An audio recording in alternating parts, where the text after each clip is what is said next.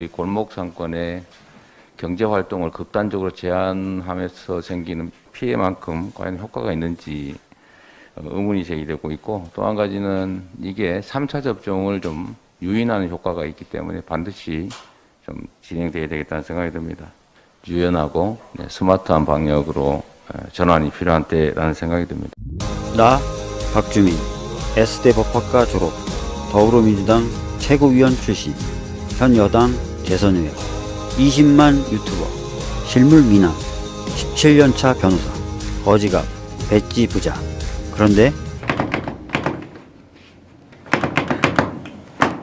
차문이 안 열린다.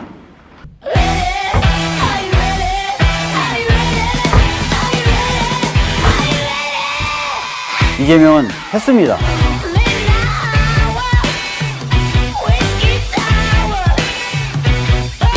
중고철거래 이제 깨끗하게 맑게 자신있게.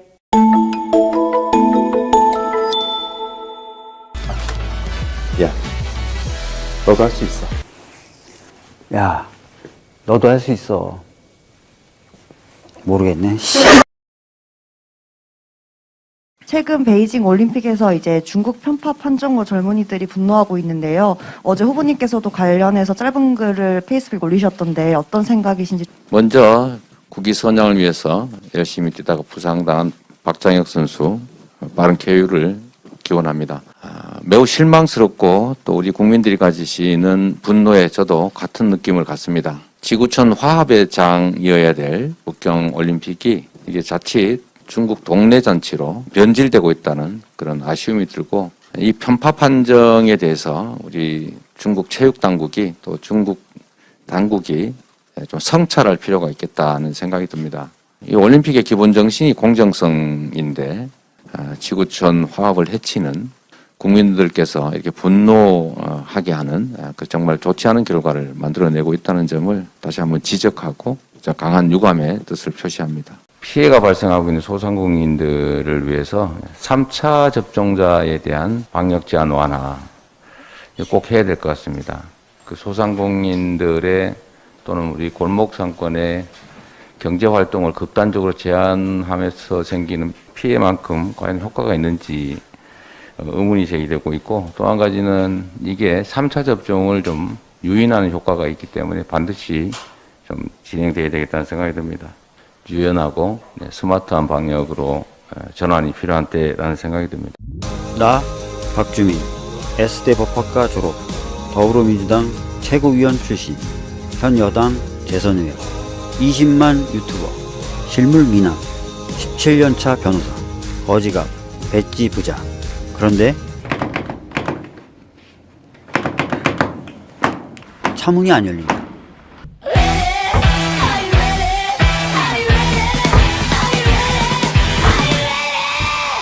이재명은 했습니다.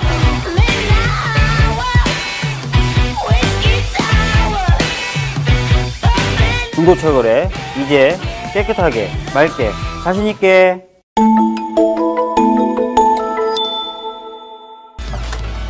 야, 너도 할 수 있어.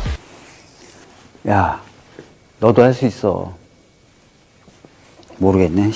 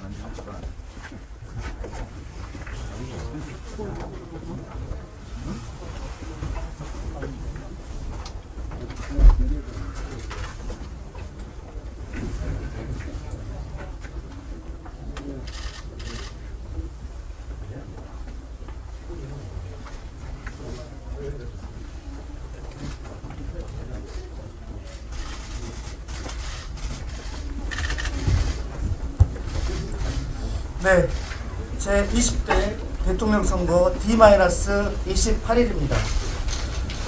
이낙연 총괄선대위원장께서 속개 선언하시겠습니다.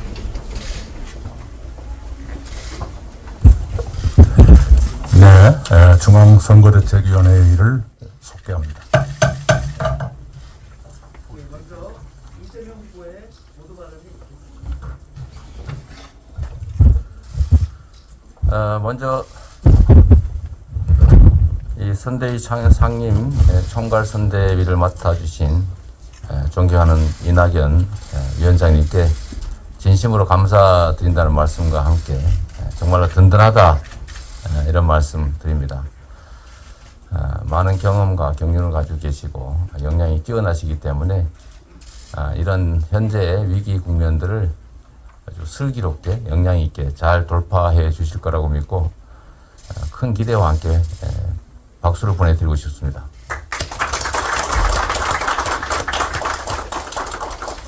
네, 지금 대한민국이 코로나19뿐만이 아니라 경제적으로나 사회적으로 또 국제적으로 매우 심각한 위기 국면에 들어있다는 것도 분명합니다.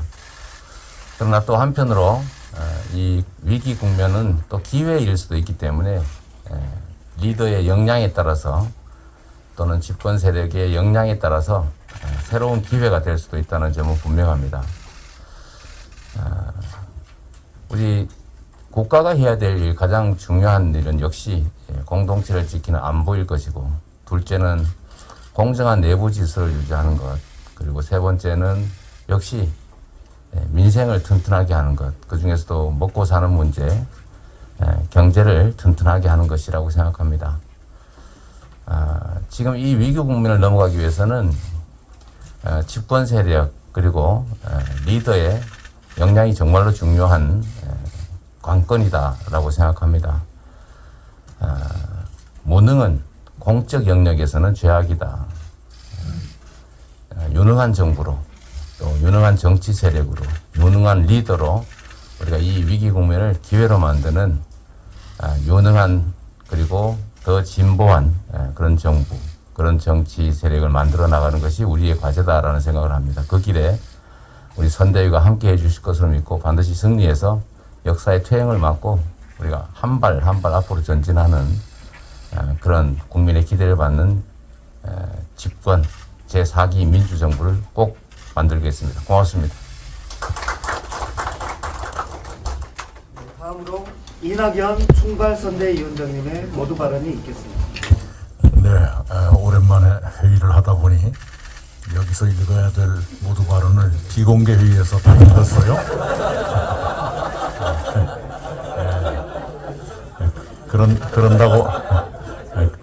그런다고 생략하기도 어려워서 하는 수 없이 한 번 더 읽겠습니다.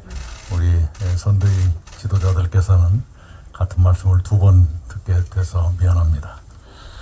대통령 선거를 한 달도 남기지 않은 시점에 총괄선대위원장을 갑자기 맡게 됐습니다.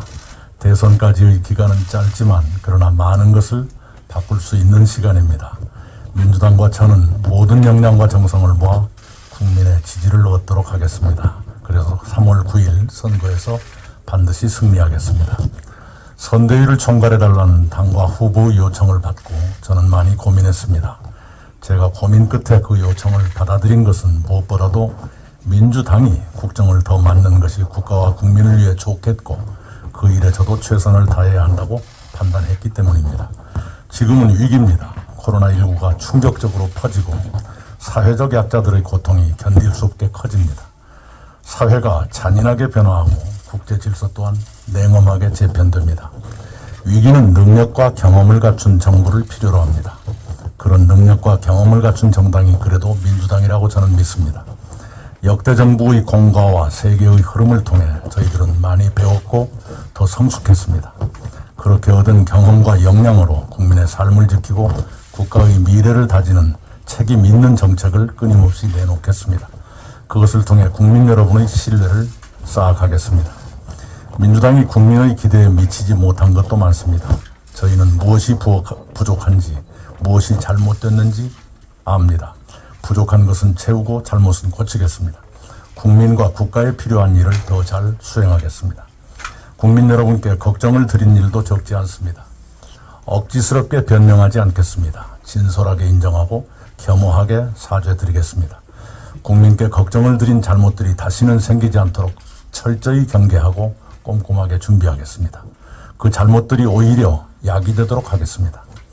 선거는 국민의 신임을 얻기 위한 예민한 경쟁입니다.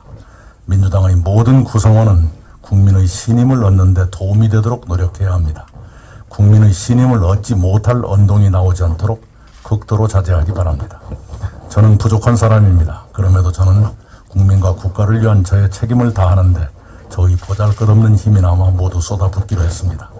이번 대통령 선거가 그 무대입니다. 선거 과정에 국민 여러분의 가르침을 받고 저의 생각도 말씀드리겠습니다. 민주당에 기회를 주시기를 간곡히 호소드립니다. 이상입니다. 이낙연 총괄선대위원장님의 발언이었습니다. 다음으로 윤호중 공동선대위원장님의 모두 발언이 있겠습니다. 네, 먼저 우리 당의 172분 의원단을 대표해서 이낙연 대표님의 총괄선대위원장 수락을 진심으로 환영하고 감사의 말씀을 드립니다. 이낙연 대표님께서 전면에 나서신 만큼 역사상 가장 강력한 선대위, 그리고 그러면서도 국민의 눈높이에 맞는 겸손한 선대위, 또 더 많은 국민들께 사랑받는 선대위가 될 것이라고 확신합니다. 설 명절 이후에 바닥 민심이 조금씩 움직이고 있습니다. 어제 한국노총의 이재명 후보 공식 지지선언도 이를 증명하고 있습니다. 140만 조합원을 가진 한국노총이 함께 대선 승리를 위해 노력하기로 결의를 모았습니다. 참으로 든든합니다. 영화인 253인 등 K컬처의 주역들도 그 지지 선언을 했습니다. 세계인들에게 사랑받고 있는 대한민국의 문화 예술인들이십니다. 모두 감사드립니다. 우리는 각계각층의 열망을 모아서 위기를 기회로 만드는 위기 극복의 총사령관 이재명 후보와 함께 이 위기를 극복하고 대한민국을 세계 5대 강국으로 만들어 나가겠습니다. 위기에 강하고 유능한 우리 후보를 강력한 원팀 선대위가 든든하게 뒷받침하겠습니다. 지난 월요일부터 코로나 피해 지원과 민생 안정을 위한 예결위 추경안 심사가 본격적으로 진행되고 있습니다. 그런데 국민의힘은 민생에 아무런 관심이 없는 것 같습니다. 이틀간 진행된 종합질의 내내 추경과는 전혀 상관없는 대선 후보에 대한 무차별 의혹 제기를 통해서 예산 심의가 아닌 정쟁 유발을 위한 종합 질의를 퍼부었습니다. 그럴 때가 아닙니다. 지금 오미크론 전파력이 매우 높습니다. 오늘 5만 명의 확진자가 5만 명에 육박하고 있습니다. 조속히 추경을 처리해서 특단의 대책을 마련해야 합니다. 저희 당은 전환되는 방역 체계를 예산으로 뒷받침하기 위해서 추경 심사에 박차를 가하고 있습니다. 코로나 피해에 대한 합리적인 지원이 이루어지고 사각지대 발생으로 억울함을 호소하시는 소상공인들뿐 아니라 법인 택시, 전세버스, 문화예술, 공연업 등의 종사자분들께 모두 지원을 해드릴 수 있도록 면밀히 심사 중입니다. 어제는 오미크론 체제에 보다 기민하게 대응하기 위해 이재명 후보와 함께 코로나19 위기 대응 특위 긴급 점검 회의를 열었습니다. 신속 항원 검사에서 양성이 나올 경우 PCR 검사를 받는 시스템으로 변경된 만큼 진단키트 부족 상황이 발생하지 않도록 정부의 선제적인 대응도 요청하기로 했습니다. 취약계층 자가 진단키트 지급 예산도 어제 복지위를 통과했습니다. 이 가중되는 국민의 고통과 시급한 민생 문제를 해결하기 위해서 추경을 통한 피해 지원은 한시도 늦출 수 없는 과제입니다. 이재명 후보와 저희 당이 위기 극복에 총력을 집중해서 끝까지 최선을 다하겠다는 말씀을 드립니다. 이상입니다. 네,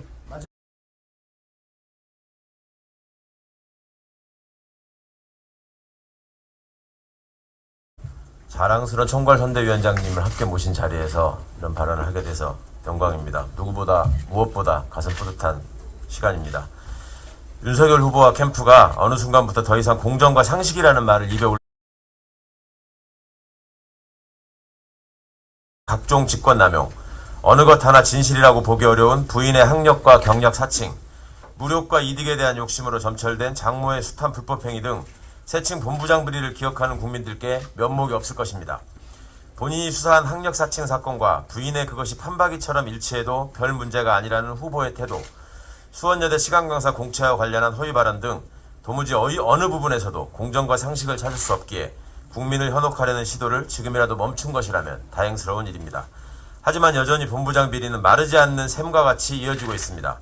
2011년부터 시작된 대장동에 대한 1,155억 원에 달하는 불법 대출 사건의 부실 수사, 김만배, 박영수로 이어지는 후보자와의 인연 및 곽상도의 구속으로 그 실체가 입증되고 있는 50억 클럽의 부패 카르텔, 특히 김만배가 박영수의 인척인 이기성에게 109억 원을 송금하고 미국 페이퍼 컴퍼니로부터 빌린 차입금 152억 원을 갚은 2019년 4월에 왜 천화동인 3호의 이사인 김만배 씨의 누나는 빚까지 내어가며 하필 후보 부친의 집을 매입한 것인지 유권자는 여전히 궁금합니다.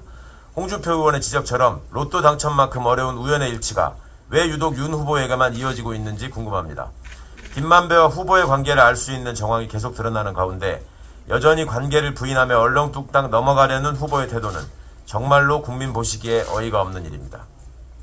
검찰이 윤석열을 죽인 카드를 언급한 내용이 담긴 녹취록 복사를 왜 그토록 막았는지, 과연 엄정한 수사가 이루어지고 있는지 걱정하는 국민의 목소리를 외면하지 않겠습니다.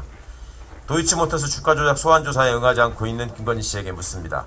주가 조작에 가담했는지의 여부는 언제 매도했고 왜 그 시기에 매도를 결정했는지, 실현 수익은 얼마인지 밝히면 해소되는 간단한 문제입니다. 마침 지난 4일 도이치모터스 권오수 회장과 선수들의 재판에서 작전 계좌에 김건희 씨의 계좌가 포함됐다는 사실이 드러났습니다. 스스로 타사 출고 문구 삭제와 선택적인 거래기간 공개를 통해 증폭시킨 의혹에 더 이상 침묵할 수 없다는 점을 명심해야 합니다. 교육부가 국민대 감사로 공식 확인한 허위 학력과 경력도 그저 돋보이고 싶었다는 말 한마디로 모두 해명했다고 생각하는지 다시 묻습니다. 최은순 씨가 징역 1년 실형의 선고를 받은 허위 잔고 증명이 상습적인 것으로 드러났습니다. 지인과의 통화에서 사채업자를 끼고 허위 잔고 증명을 만들어낸 정황까지 포착된 것입니다. 최 씨는 지인과의 대화에서 처음 100억짜리는 내가 해줬다면서 100억짜리 하루 은행에 있는 걸 증명했기 때문에 사채업자에게 몇 천만 원까지 줬다고 자신의 이름으로 밝혔습니다. 다양한 수법을 이용해 이익을 취하는 것에 익숙해 보입니다. 새로운 사실이 드러난 만큼 검찰의 추가 수사가 필요합니다. 윤석열 후보는 언제까지 장모에 대한 의혹에 입을 다물 것입니까? 본인의 가족에 대해서도 책임지기를 거부하는 후보가 도대체 나라를 어떻게 이끌겠다는 것입니까? 윤석열 씨의 종합부동산세 및 보유세 완화 등의 공약, 국민이 아닌 처가를 위한 맞춤형 정책이 아닌지 묻습니다. 전국에 19만 평 미니 신도시 규모의 부동산을 보유하고 있다는 의혹을 받는 처가의 이익을 위해 무책임한 부동산 정책을 펼치는 것은 아닌지 궁금합니다. 차명 보유 부동산 중에는 현재 부동산 실명법 위반으로 장모께서 재판받고 있는 도촌동 토지와 함께 투기 의혹을 받고 있는 양평군 강상면의 토지가 포함되어 있습니다. 윤석열 후보는 전문성도 없이 무책임한 공약을 내세우면서 정작 자기 가족의 의혹에 대해서는 연일 잘 모른다며 국민의 질문을 회피하고만 있습니다. 미국 사회의 분열을 극대화시키고 민주주의의 입지를 흔들어 놓은 트럼프 전 대통령의 자산 허위 신고, 부정대출, 탈세 등이 떠오릅니다. 언제까지 무모하고 무책임한 트럼프 따라하기를 계속할 것인지 묻습니다. 외마디 정치, 혐오의 정치, 배제의 정치가 윤 후보가 그리는 대한민국 미래의 모습인 것인지 묻습니다. 감사합니다. 네, 이상 모두 발언을 모두 마치겠습니다. 회의를 비공개로 전환하겠습니다. 언론 여러분들의 협조 부탁드립니다.